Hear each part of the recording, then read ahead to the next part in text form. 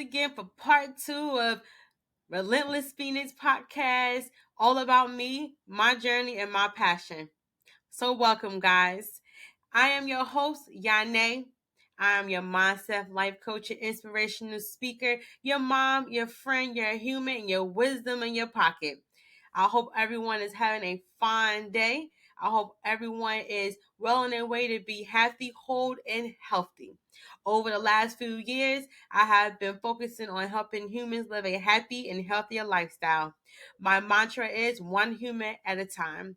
On this podcast, we will be delving into the powerful stories, practical tools, and insights of how to become healthy in the mind, the body, and the spirit. Part 1, the first of my episode, I spoke about my mom. I spoke about my dad, or I should say, AKA my sperm donor, and how my mom emotionally and mentally abused me, how my sperm donor emotionally, mentally abused me, how I was bullied, how I didn't have a great childhood, how I had a lot of trauma in my childhood, and how I overcame some of those barriers. Today, I want to delve just a little bit deeper into some of those topics that I was speaking about and go further into why I decided to do my podcast and a little bit of other extra things that on the side that I believe can be a benefit to you guys. I hope some of it resonates. And I hope some of it plant a seed in your life so you can be that victor instead of that victim and really live a fulfilled and happy life. And if it doesn't resonate, well, like I'm always going to say, much blessings to you in every endeavor that you do. So let's begin. So I stopped with, all of what I was doing for my business and how I am cultivating that within myself and just having a passion to go about changing the world, one human at a time. And some of the life lessons that I learned was very difficult to learn, but I don't regret them. I don't regret those life lessons only because I feel as though it happened for a reason. And I am a true believer that I had a purpose, and I'm a true believer that some of the things that I went through, it was for me to give my testimony so others can see what it looks like from being at point A to B, what it looks like to be on the other side of that tornado, what it looks like to be the sunshine after the rainstorm, what it looks like to smile in the mix of your troubles and be triumphant over your challenges and not letting your challenges overcome you. So I don't regret going through these things because if it's helping someone, then that is what is there for. We have to be okay with sharing our story and really leaning into some of those things that we've been through so we can help ourselves and everyone else in the world as well. And growing up, I struggled to find solace, and it was as if the world seemed very intentional in being against me or tearing me down. And it came from a lack of victimhood and a lack of void and emptiness inside of me because things kept constantly repeating itself over and over and over again. And how do anyone get through a tough situation like that and overcome it? But looking back at it, I always I'm always feeling like it's a constant reminder. Every time I look back at my troubles, I'm always feeling like it's a constant reminder of my own vulnerabilities. And it was like a sword hanging over my head. I did a lot of self-sabotage. And I am very aware that I came far because I didn't know what to do. I didn't know how to find my own way. And the fact that I'm here today to share my testimony just speaks volumes of me really feeling like I was meant to do something for this world and never giving up. That resilience that I'm going to be speaking about throughout my whole podcast was truly the first foundation and stepping stone for me to get to where I need to get to, which is right here in this moment. Nothing in the past, nothing for tomorrow. Right here in this moment, talking to you. Whenever you hear my voice, this was meant for you to hear my voice, and it was meant for me to find you and you find me as well. And it works harmoniously all together. And when there is no harmony in the house, it seems as if the world is out of order. And that's, at least for me, it seems like that when there's no harmony in the house, in your personal life or in here. When there's no harmony here, it doesn't feel like everything is together. And my vulnerabilities came from that. Me feeling like the shoe is going to drop, or I don't feel stable or have any foundation to really walk and like really mold or really explore what it was needed for me to explore to get to a higher elevation in my life and in my enlightenment.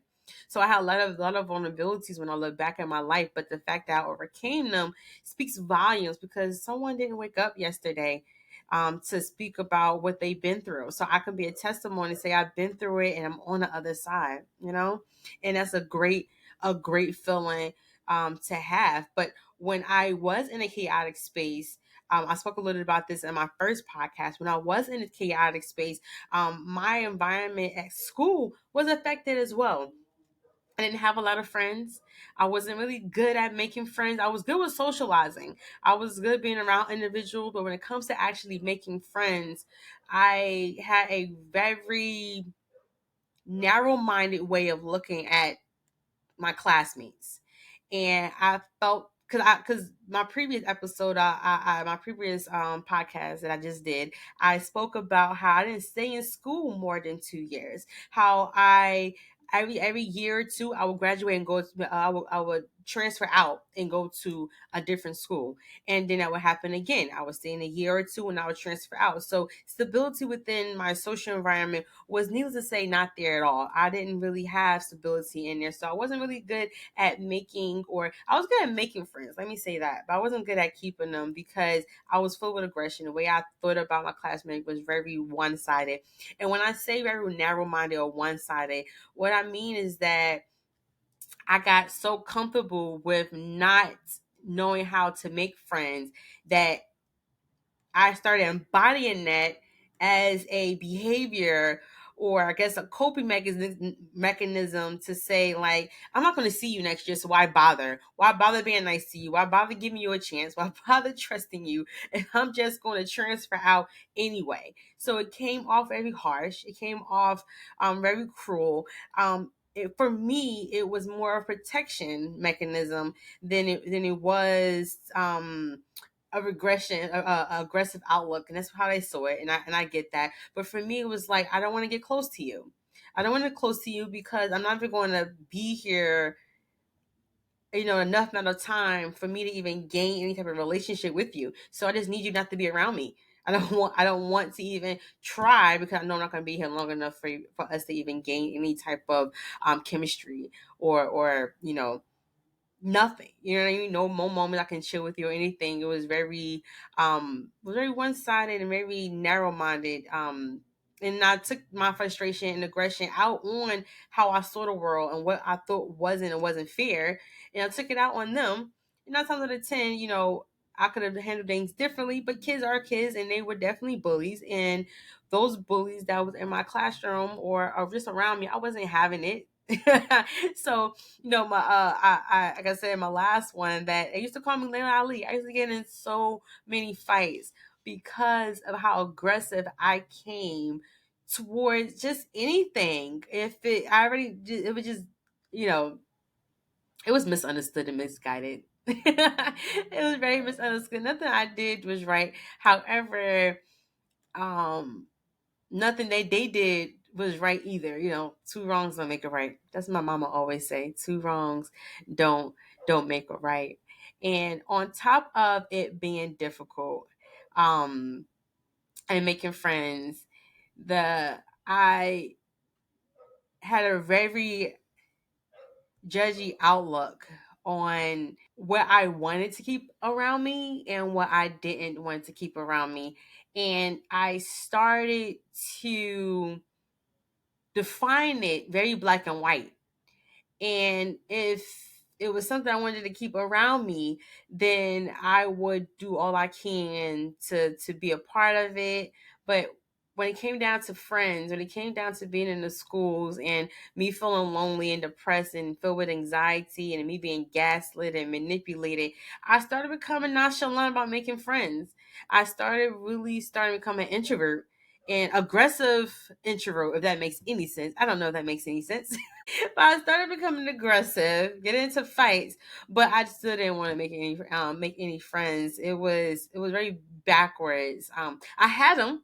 Don't get me wrong. I had friends. It wasn't like I was, a troubled child in the school. No, I was learning in the school. I was doing what I had to do in the school. But when it came down to building, moments and connections, I wasn't really good with that because I came from a mind state of why bother, and I came from another mind state of having trust issues. So why would I, knowing that kids are cruel, why would I even try to even bridge anything with individuals that I know I can't possibly trust? There's no way I can possibly trust my peers. So I even bring down that bridge, that wall, and cross over and have that connection. So I became nonchalant a lot with just gaining, having friends, and I started to prefer to be a loner, not so much alone.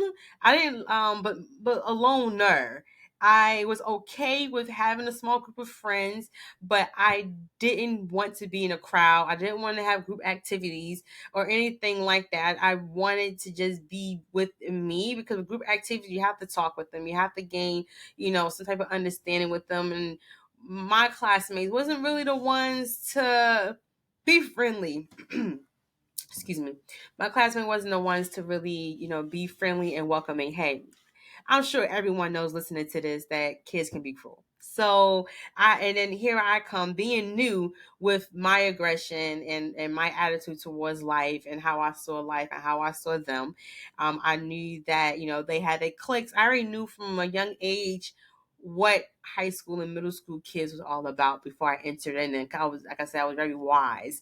If you heard my first podcast, I've been through a lot. So I had a lot of wisdom coming into, what I was going through. And I had a mom who really spoke a lot of wisdom into me as well.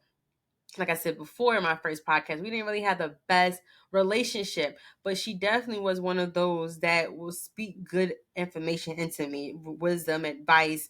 She would definitely be that one. So I knew coming in, I had that type of, mature perspective on opening up and, trying to have friends, knowing that high school friends are not really friends, if that makes any sense. They're just your friends in school, not really your friends outside of school. So don't try to blend the two. I had one of those type of conversations. So, having that perspective and coming in just aggressive child and, with low self-esteem, trying to fill it up with fake confidence, like fake you to make it. Like I was one of those type of things. Like, here I am, guys, party can start now, knowing inside of me I was not that confident, but I had to do something later on throughout my life so I won't get bullied. So I won't, make it seem like I'm scared of the world, which I was, because there was a lot of things going on with me.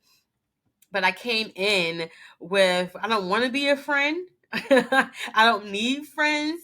But here I am, the party can start now. It's very, I don't know how to explain it, but it was just one of those things. Is my mental was just all not connected correctly. It wasn't, but that's how I took it. It was like, I already know about you high schoolers already. Y'all clicky. Y'all not really my friends. Just because we in a group project or just because we in here laughing, not really my friends unless we're outside and we really can hang out. So why bother talking to you? Not gonna be here next year anyway. And if I do, the next year following, I'm leaving anyway. So I bother with you. Like it was one of those type of things. But at the same time, there were individuals who would see right through it and gave me a chance and realized, like, wow, you're not what you are on the outside. Like, you're actually cool.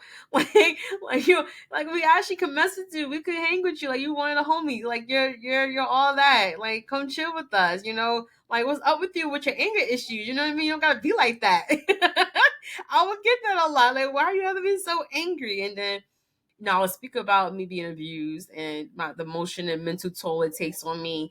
And then that's when they'll speak about, hey, I go through family issues too. And this is what I experienced. I didn't even know you experienced this. You really don't talk about it. And it's like, dang, I didn't know that, you was actually cool. And that's how I started gaining my friends, through those that actually gave me a chance past the exterior that I was portraying. And once I got that type of friendship, then that's when it all worked out. But I wanted to be a loner for quite some time, just because of that whole dynamic. So loneliness definitely became a constant companion more than me having friends around. Yeah, they gave me a chance, but it was more loneliness that came to be a constant companion. In my first episode, I did explain how some years later now I'm okay with being in my quiet moment by myself, because that gives me more of peace or more wholeness. But back then I didn't want that. Loneliness definitely became a constant companion, and it was like a silent witness to my struggles. It was definitely choking me being lonely. It was like I was looking for some help, didn't have no help. I didn't have an outlet to had my pent up frustration to be released. None of that at all. I really did long for connection or companionship, and I found myself perpetually on the outside looking in. I had always had an out of body experience when it came to anything that I do, or which may sound funny though, but I also heard voices, like certain things that direct me to a certain path, and how I got here today. So it was definitely a lot of out of body experiences that I was feeling, or just outside looking in my own life, just wondering what the heck is going on, not being able to stop myself. Like I said, I had trust issues. I had a deep concern for being close to anyone because of me being abused or me being gaslighted or manipulated. So I came with a lot of confusion, misguidedness, and peers don't know what you go through. No one in high school knows what you're going through at all. Kids are not taught to care about other kids' problems or issues. We're taught in high school to get an education and graduate. You gain friends along the way, but where they're not taught to be therapists or psychologists or sociologists to know exactly what to look for with an angry child or something like that. You don't know. So you're going based off what that child is showing you. Your peer is showing you. And then in my case, I was showing a lot of aggression, a lot of sassiness. But, I had individuals, like I said, that would look through all that and see that it was more. And that's how I started breaking down some of my barriers. But being manipulated and gaslighted and abused definitely put a damper on how my social skills and how I perceived everything, and the trust issues that came along with it. A lot of trust issues, a lot of dark moments, that my trust issue was abused, and it created a lot of attachment issues and how I move about life based on those attachment issues, which is pretty interesting. But I grew from it. And I learned to adapt. That's the most important thing about emotional resilience that I'm going to keep speaking on my podcast. It's about adapting to life obstacles and trying to find that clarity and cultivating anything that you need to cultivate in order to be your best self, empowerment or anything like that, to be your best self. And I had to do that a lot. And now I realize that the more I started thinking like that back in the day, the more my peers kept they distance,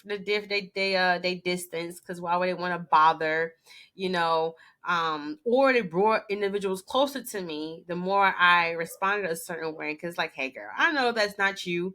I spoke to you. I know you. That's not you. So let's not be so self-sabotaging and lean into something that is going to cause more harm for you and others, you know.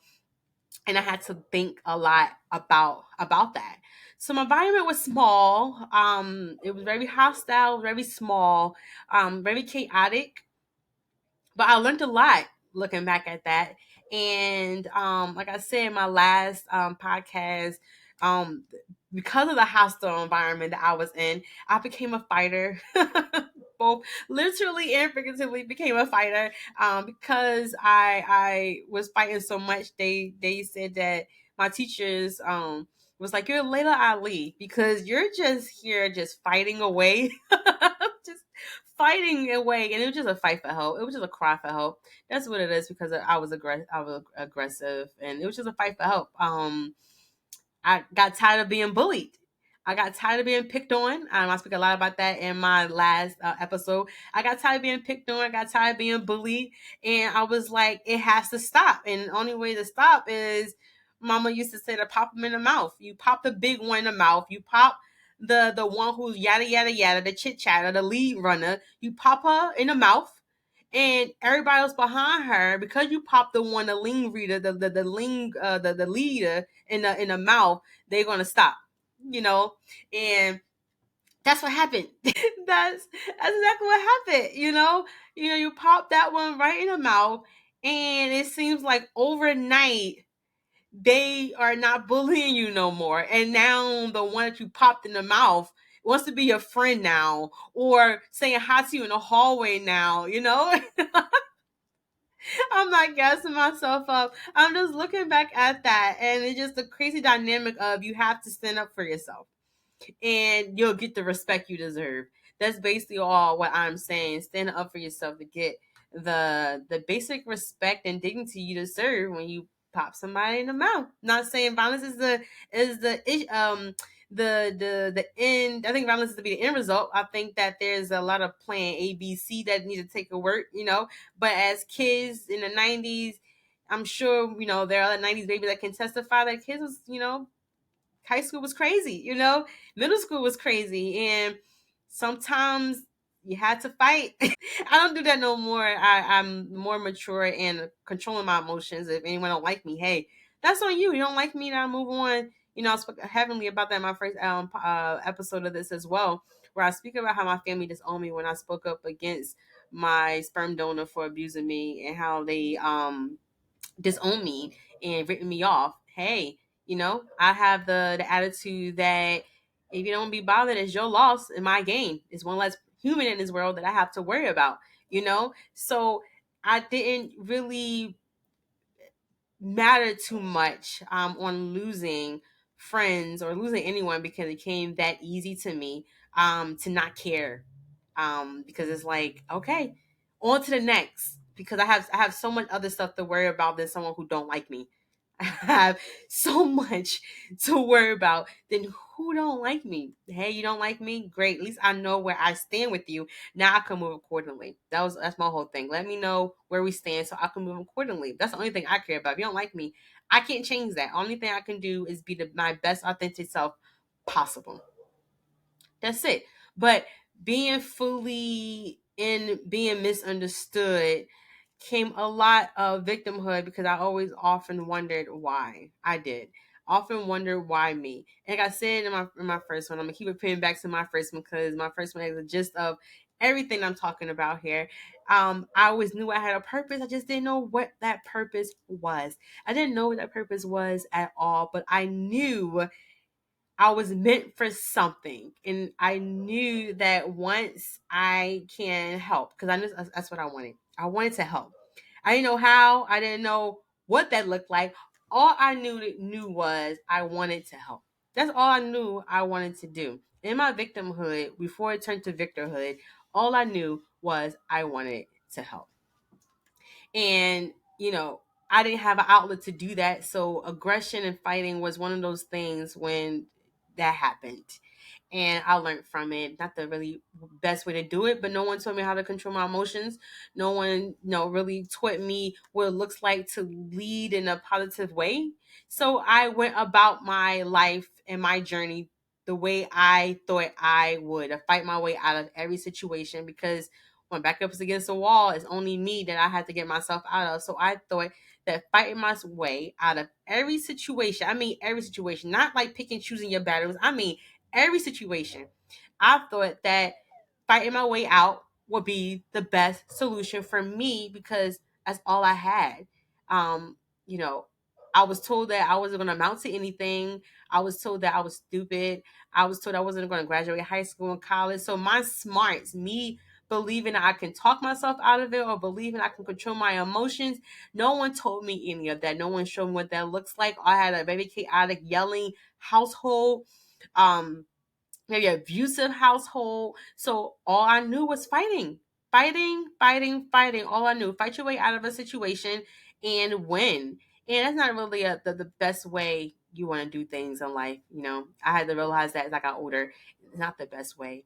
But, I know more now, so I'm gonna do better. And that's the only thing that you can do. You know more, and you take it and you learn from it, and you grow, and you reach your enlightenment, and you become a extremely well-rounded human and an individual when you start building up your character based on the mistakes that you made, and you look back at it and have that accountability and intention to commit to be better. And that's exactly what happened.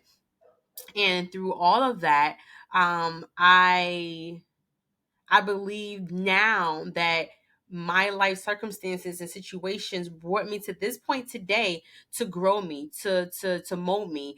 And I changed my perspective. And the reason why I changed my perspective from that victimhood perspective to victorhood perspective is because I had to be aware that the choices I made that brought me to being self-sabotage is the key word of self. I did it to myself. Didn't know I was doing it to myself, but I was doing it to myself. So I had to understand the world is not against me. I caused some of those issues, regardless if I knew it or not. I caused some of those issues, and we all have to understand that sometimes life, the things you're going through, is because of you. Yes, there are situations in life that you cannot control, and it's unfortunate you can control them. But the things that you can control, those choices, the outcomes of those choices, is because of you. I was abused. I was manipulated. I was gaslighted. I didn't know from my left, from my right, up from my down. I did not know at all. But when I did start gaining a conscious awareness, I had a choice. Do I want to continue self-sabotaging myself, being my own worst enemy? Or do I want to stop that and find my purpose and my confidence and my identity and be my own best friend? What do I want to do now that I know that the next choice I make was up to me? What do I want to do? And I decided, sorry, my my light went off on my camera. Oh my god, how embarrassing. Really technology savvy. I think I had it on a timer. Not for sure, guys. But yeah, so I had to figure out what I wanted to do. And I wanted to be my best friend because I was so tired of being my worst enemy. It was draining, it was exhausting. So I had to learn how to be my own best friend.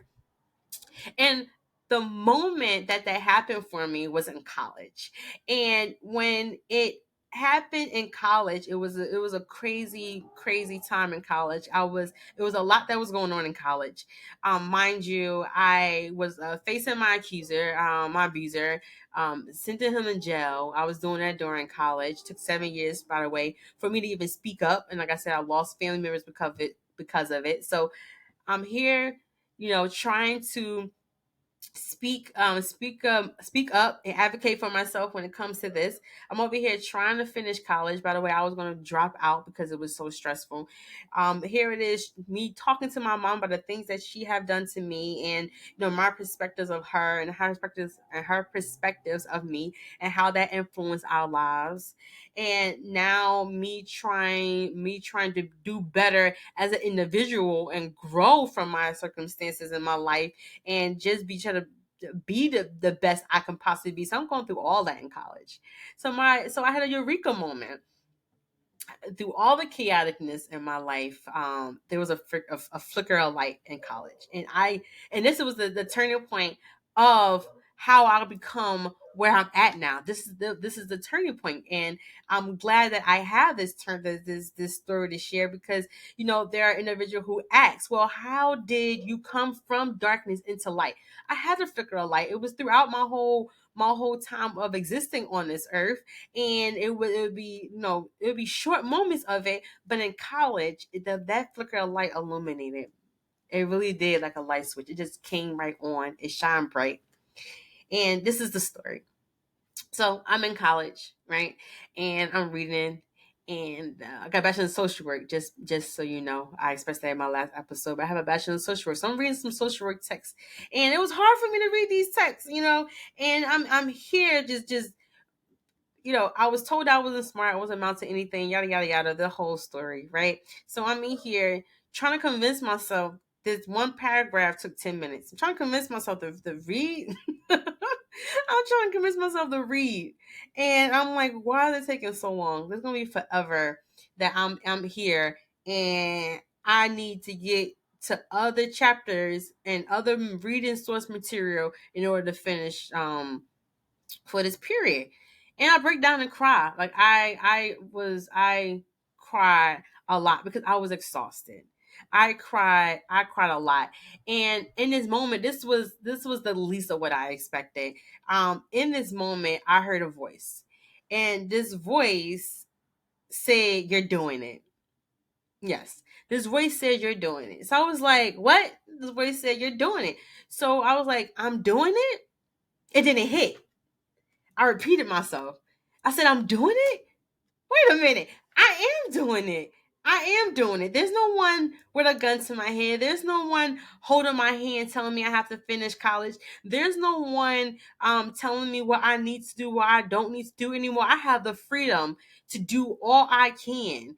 There's no one here trying to shape me and mold me. I can find myself. I look back at my life situations and I realize that I overcame some of the craziest traumatic experiences anyone has ever faced in their life. And the reason why I say that is because some situations are too much for some individuals to bear. So they're 6 feet under right now, can't even testify that they overcame anything because they're no longer here to speak about it. I am. So I'm overcoming it. I am overcoming a lot of things I thought I didn't.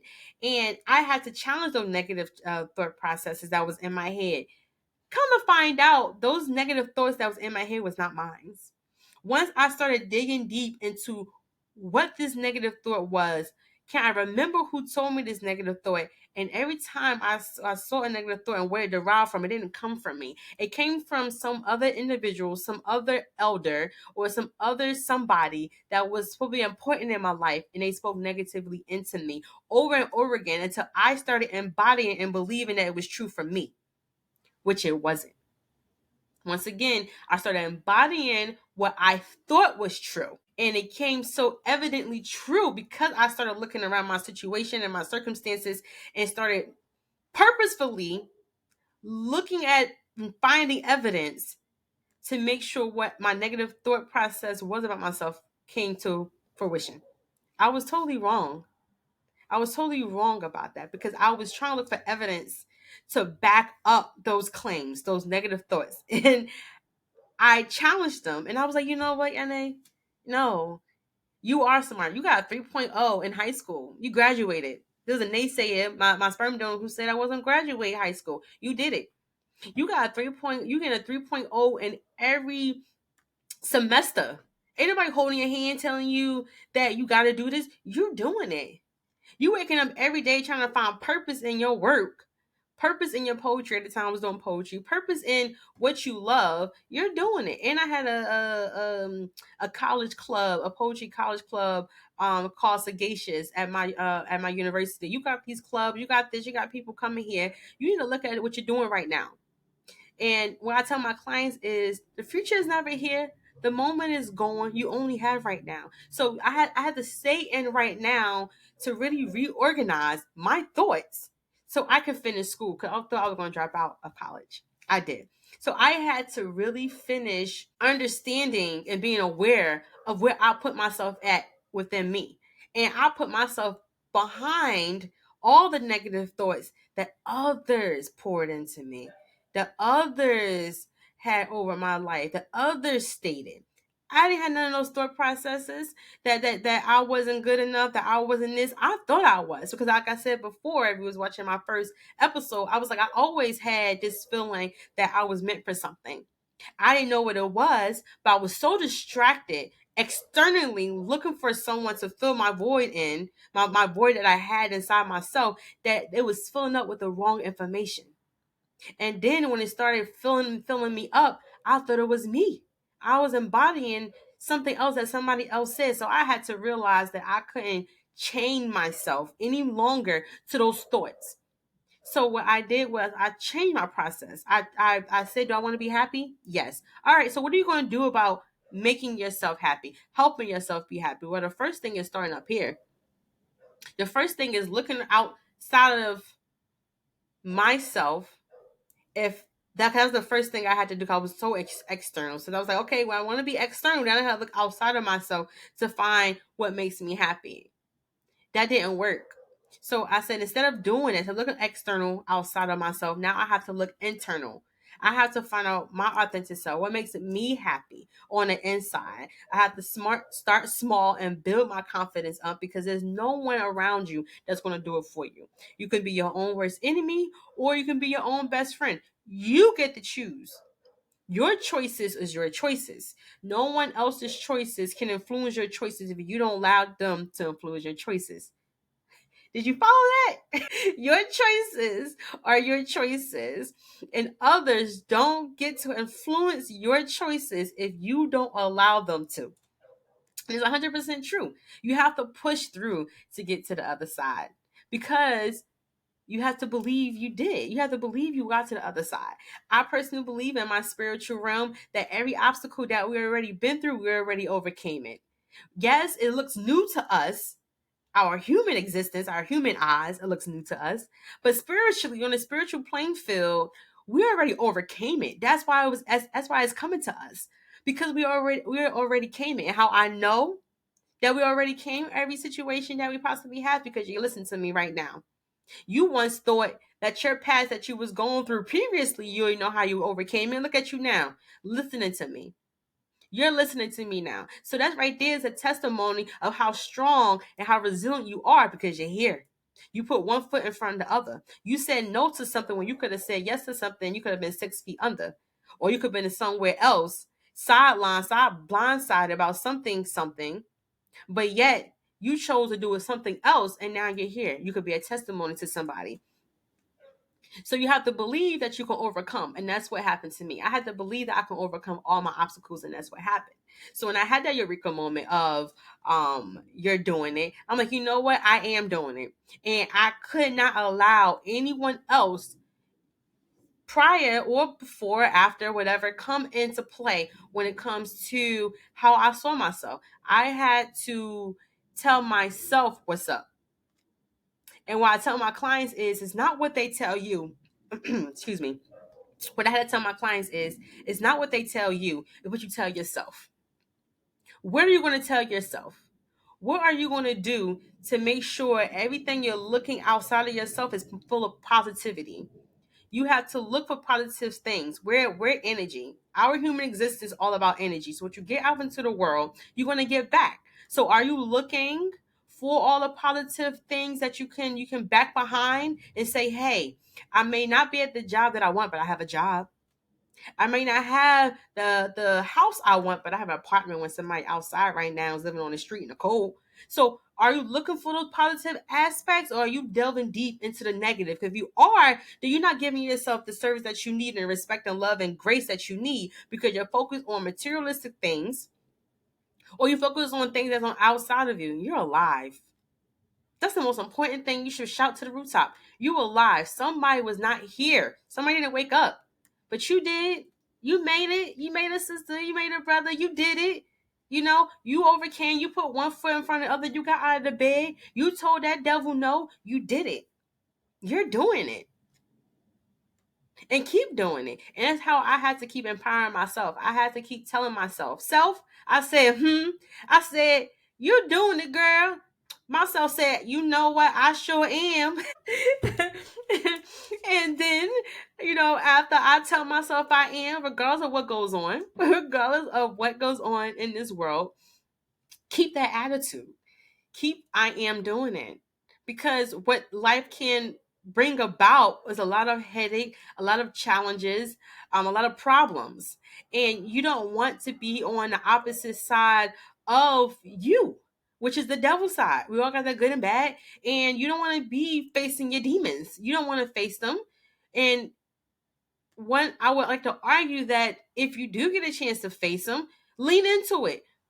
Body that. You know what? I'm scared of this, but I'm going to brave through it. You know what I mean? If you want to lean into something negative, you know what? I don't believe I'm the attractive, but you know what? Because I don't believe I am, that doesn't mean that I'm going to fall short and getting my hair done, getting my nails done, accentuating things that I believe is beautiful about me. Don't give your bad self, your negative self, the satisfaction of overruling every positive aspect about you because you're looking for things that's out of your control. Don't look left or right. Don't look up and down. Just look within. That's the most important thing that I can ever give anyone is to look within, because you owe yourself that. So after college, when I had that Eureka moment, it really meant a lot because that took a lot for me to even get to that point of self-love and fill it up with grace. I had to do a lot of grace work and forgiveness for myself, because after I was aware that I was self-sabotaging myself, after I was aware that those negative thoughts that I was chaining myself to wasn't even from me, I was chaining myself to past experiences and trauma. Now the work of forgiveness came into play and grace came into play. I had to cry a lot because I was like, wow, I did myself a bad disservice in how I treated myself. I didn't know. But now that I do, I treated myself horribly. I treated myself so horribly. The self-sabotaging, abusing of alcohol. I treated myself horribly with all the wrong choices and decisions and those that I want that played a part in my life, and the bad and good of everything. I treated myself horribly when it came to the bad things. So I had to forgive myself a lot. And it takes a lot of therapy, and not necessarily therapy going and talking to somebody, because like I expressed in my last episode, it didn't work out for me. They checked me off of boxes, and how the most of the check marks I can fill, they gave me a title, and I don't believe that was part of my who I am. I just believe I'm human. I don't like all the titles that's bestowed upon me. I just feel like I'm human and I'm complex. That's just me. And I had to do a lot of groundwork and understanding who I am, what I can give into this world. And that was the first stepping stone of getting there, was telling myself that I'm doing it, giving myself grace and giving myself forgiveness. So that would be it for this second podcast episode. If you like it, you want to know more, please subscribe, help your girl grow, share, like, and comment. Tell me how you feel about it. Tell me what some of those things that you did to overcome your adversities. And if you want more and you want to hear more, come visit me on my social media platforms. That is Relentless Phoenix 00. The 00 is for the Xfinity sign, always beginning, never ending. That would be on TikTok and Instagram. Facebook is Phoenix by Yane Sneed. I also have a website, yanesneed.com, YAHNESNEED.com, where you can sign up for newsletters and more. Once again, everybody, peace out, my kings and queens. I salute y'all. Until next time.